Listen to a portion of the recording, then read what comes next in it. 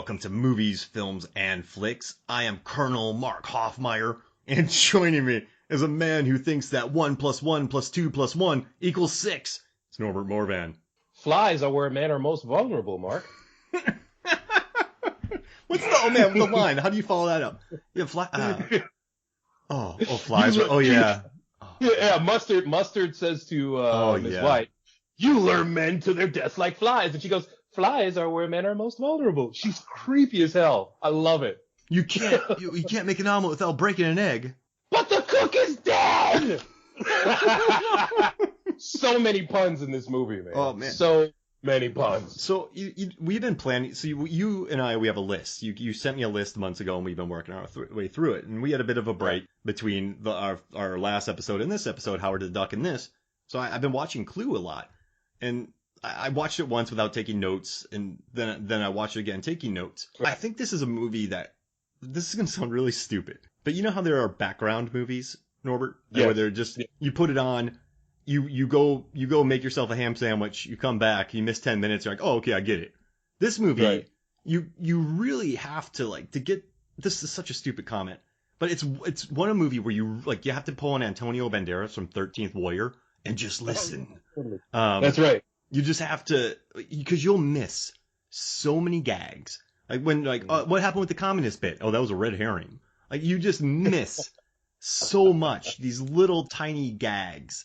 And just at the end when they're running around and the little intricacies and all the acting, I mean, these actors, even when they're in the background, they're selling it. This is a movie that really demands your full attention. And I think it really is good on a rewatch. I just said movies are better when you watch them, but you know what I mean. You can, right? You know what I mean. Totally, man. Totally, man. In the 21st century, that mentality of putting on a movie in the background has been replaced by the podcast. So there you go. Just before you go to sleep, you can't sleep, you throw in a podcast, or you have to clean the house, or your friend threw up last night because you drank too much schnapps. Throw on the podcast. Yeah, put it on the background. That's where I thrive. Thriving. That's where I get most of my audience from. People going to bed puking. It's the dulcet tones of your sexy voice, my friend. I gotta tell you, though, this movie, you know what's really interesting about it, too, is Jonathan Lynn really had no directing credits before this. I know he helped John Landis come up with the story, then he helped write the screenplay. There's a lot of issues with writing the screenplay and didn't have the ending. But this is a really interesting film, and it's also cool that we talked about Airplane as well, because Zucker, Abram, and Zucker, they admitted they didn't really know what they were doing. So they would film comedy scenes that instead of catching both eyes, they would just have two characters who look the exact same looking at each other saying jokes. And that's not the traditional way of capturing comedy. You do an OTS or a single shot to get the gag. And in this movie what I noticed is there's a lot of that as well. You don't get, when people are telling jokes in this, you don't get the full on shot of their eyes. People are looking at each other, yelling at each other, running around. So it's really a different comedic experience than what we're used to. It's not just like Judd Apatow movies. It's two people sitting on a couch. Clerks. It's the guy at the counter and then Randall looking out the other way so we can see both their faces. There's a lot of characters looking at each other, running around, telling gags. And then, once again, it really, there's not a lot of visual cues sometimes that subconsciously go, okay, the gag is coming. So you really have to focus on this movie because it doesn't really hand everything to you, if that makes sense. No, you're absolutely right. But that's because this movie came out 1985. The cast is the cast is what you would call a murderer's row. Yes. Of comedians. This is who's who in comedy at the time. Eileen Brennan, unfortunately, she's passed on. She was brilliant in everything. Tim Curry, brilliant in everything. Christopher Lloyd, Madeline Khan, unfortunately, she's also passed on. She's the best. Michael McKean. Not the hair. Not the hair. Not the face. Madeline Khan has the best lines in the movie. In my fire, opinion. hot, heat. Flames and breathing. she made that up. She's brilliant. Yeah, freestyle. Leslie Ann Warren. Yeah. Awesome. She's been in movies with just all the comedy greats. Michael McKean, for God's sake. Martin Mull. Colleen Camp. And just random Howard Hessman in the end. I mean, So the reason why perhaps they shot this movie in the unique way that you're saying is because these are people who comedy is just straight through their bones. Yeah, that's a great point. Full body actors. And also because this movie has a massive cleavage well, I don't know if it's a problem. But it's worth talking about because there's so much emphasis on it. Like it's a subplot. Yeah, totally. Despite all that though, Colleen Camp, if you just see her in the background acting, or when like the cop comes to the door or the driver comes to the door, well, everyone's planned on coming there. She's selling it in the background. Like you watch everyone's facial expressions, and that's why I respect this movie. I mean, they shot this over several months on a stage in Paramount. The stage actually they sold to Dallas and they used it as a hotel for their show, which is kind of crazy. Nice. But you can see them in the back every day. They just had to show up and sell it. Like there's a scene where Tim Curry, Wadsworth is running up the stairs with Mrs. White, and she just falls. It's just the commitment of the actors and the silliness of it is just beautiful. And also, I gotta say, watching Christopher Llyoyd as he's almost the straight man in this. He's the guy well, there's nothing wrong with a woman of ill repute. Like he's like totally. What is the number to that place? He's the serious guy, and I love that. Yeah, what's the number? Yeah, because he's such a pervert. Yeah. This is the thing. That thing you're not supposed to do that doctors aren't supposed to do with their patients? Yeah, you did it. Oh, hey. They could never get in that position. Oh, let me show you. Yes. And he's just putting his hand on Miss Scarlett's ass randomly, and he's just trying to feel people up. He's putting his head on Yvette's breast whenever he gets a chance. It's just out of control. Yeah. I was looking at this guy's filmography, Jonathan Lynn. And so he made Nuns on the Run, but then My Cousin Vinny. And then he made The Distinguished Gentleman, but then he followed it up with Greedy. That wasn't good. Oh, Sergeant Bilko. That had its charms. But then he made Trial. It had Trial and Error. That's one of the worst movies I think I've ever watched in my life. But then he moved on to Whole Nine Yards, The Fighting Temptations, and Wild Target. But if you watch all of his movies, they have the same vibe, almost. Very manic, except for My Cousin Vinny. But if you think of Sergeant Bilko, there's a lot of running around. Whole Nine Yards, a lot of gags in that. Fighting Temptations, what was Cuba, right? Cuba Gooding Jr.? Yes, I think so. I mean, he's manic in that. Then Wild Target's like Bill Nye, so of course he's cheeky. So yeah, it's interesting watching his career and like the kind of manic filmmaking he does with that. But it doesn't get any better with Clue, and the movie just gets better with age. This is honestly yet another WPIX Channel 11 New York City special, man. This used to come on all the time when I was a kid. This is a great Saturday afternoon, Sunday afternoon movie, and it's never bad. It's hilarious, man. And there are moments that are just laugh out loud funny. Especially. Oh, sorry, go for it. My bad. No, I was just going to say the ending with Michael McKean. Now, if you excuse me, I'm going to go home and have sex with my wife. That's amazing. Oh, man. Oh. He's just an undercover FBI agent. Oh, man. Yeah, just for no reason. And I don't care. Yeah. Plot holes or anything like that. It's a goddamn board game they turned into a movie. Shut up.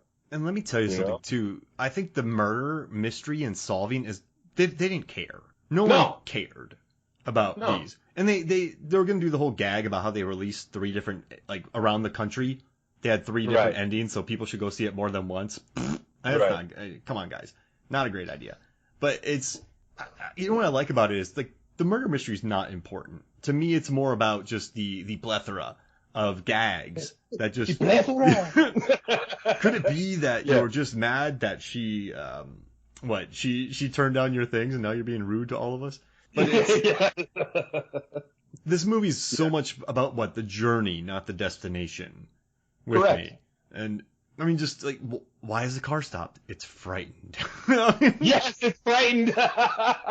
You see, here's the thing about the 3 different endings that they did in theaters.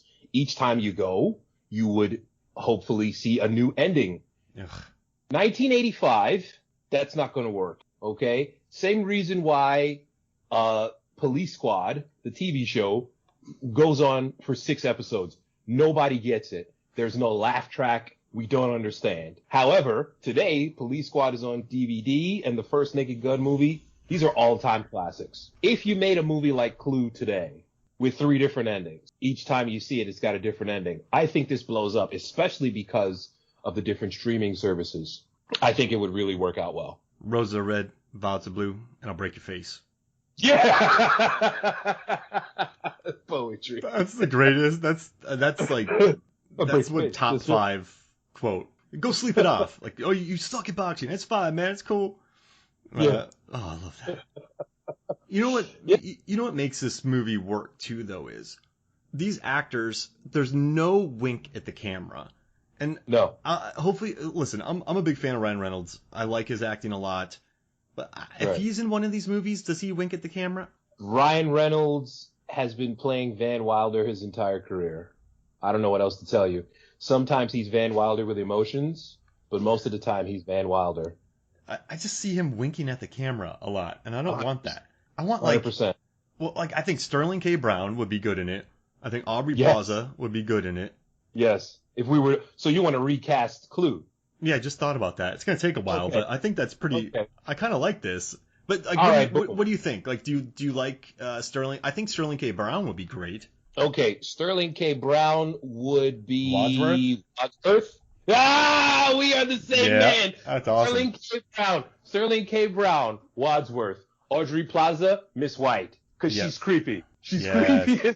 And she would keep a straight face. Exactly. Oh, man, one of the Saturday Night Live ladies. Cecily Brown. Is that her? Cecily Strong. Yeah. Cecily Strong has to be in this movie. Okay. Cecily Strong. Who should she be? Cecily Strong. We could make her as a thick version of Miss Scarlet. Thick Miss Scarlet. Ooh. Thick Miss Scarlet, because she's got the eyes to play the seductress type of 100%. And just sell it completely. Just be right. But then all these actors were comfortable with comedy, so we do have to kind of keep it in the comedic area, right? You know, do you think Kurt Russell could be good as one of? Is he too old? But he could play it straight, could he not? Well, Kurt Russell, if you want to bring Kurt Russell in, he's either the cop. He could come in maybe as the cop, or he could come in as the guy who I recognize him. He was my boss. You know, he could be that. Yeah. Or maybe he could be the Howard Hessman in the end. What about Owen Wilson? No, he's too laid back. Wow. He would be what? Michael McKean? No. I've got a secret that I'm not ashamed of telling. Mark Ruffalo? Could Mark Ruffalo be in it? Ruffalo. Michael Pena? See, Ruffalo's not that funny to me, man. Yeah. I've never thought Ruffalo's funny. And Hill I Will Die On, quite frankly, Edward Norton Hulk was better. Fight me. No, That's another podcast. Cardigan Hulk should not be around. I don't really understand that. Edward Norton Hulk nailed it. Period. Full stop. Next topic. All right, so we have 3 really good ones here. We're going to have to work this out another time. Yeah, because this is going to take way too long. I had a name that I liked a lot, but I already forgot it. Because they have to play it straight. That's right. And no winkies. That's right. The comedy comes from the deadpan in this. There is slapstick here, but most of the comedy here is deadpan. Mm-hmm. And the way they deliver it, oh man. You know what? You know what's interesting? Carrie Fisher was supposed to be in this movie. Like, they had some interesting casting situations. They wanted Rowan Atkinson to be Wadsworth, but I don't want that. Tim Curry's perfect in this. Rowan Atkinson ruins this because I think I've seen him play a not goofy dude doing a comedy once, and I believe that was in Scooby-Doo, the live-action version of Scooby-Doo. Great running movie, by the way, because they're running all over. Great cotton candy eating, too. Yeah. But Rowan Atkinson playing laid-back comedy guy, it's too distracting for me, man. His eyes are still too googly, even when he's not being Mr. Bean. Simon Pegg?